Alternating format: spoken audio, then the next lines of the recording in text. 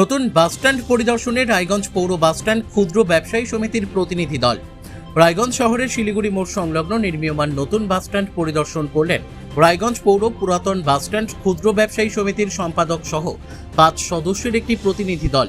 বাসস্ট্যান্ডের নির্মাণ কাজের অগ্রগতি খতিয়ে দেখতে এদিন তারা গোটা এলাকা ঘুরে দেখেন। সমিতির সম্পাদক অলোক সাহা জানান, শহরের ক্রমবর্ধমান যানজটের সমস্যা কমাতেই নতুন বাসস্ট্যান্ড তৈরির উদ্যোগ নেওয়া হয়েছিল। সেই প্রকল্পের কাজ কতদূর এগিয়েছে তা সরেজমিনে দেখতেই তাদের এই পরিদর্শন। তিনি বলেন, নতুন বাসস্ট্যান্ড সম্পূর্ণ চালু হওয়ার পর পুরনো বাসস্ট্যান্ডের বহু ক্ষুদ্র ব্যবসায়ী সমস্যার মুখে পড়তে পারেন।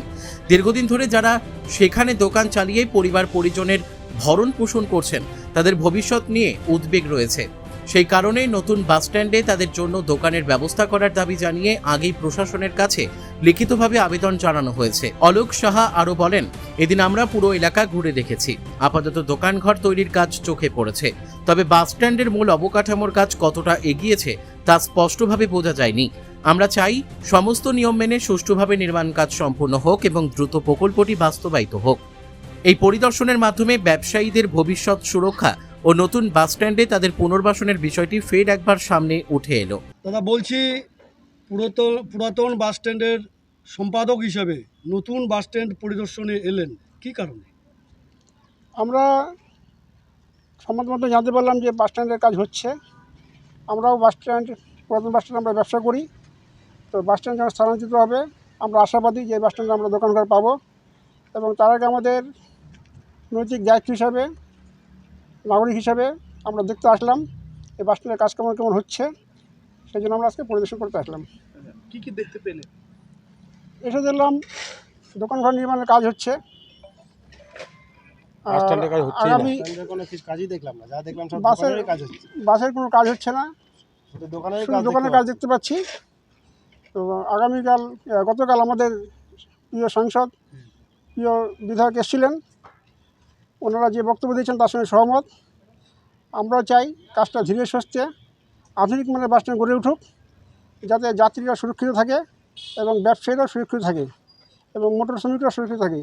সবার সুরক্ষা দেখে ধীরে সুস্থে আধুনিক মানের বাসস্ট্যান্ড নির্মাণ হোক, সেটা আমরা আশা রাখছি। বর্তমানে একটা বাসস্ট্যান্ড হচ্ছে না মার্কেট হচ্ছে, বোঝা যাচ্ছে না।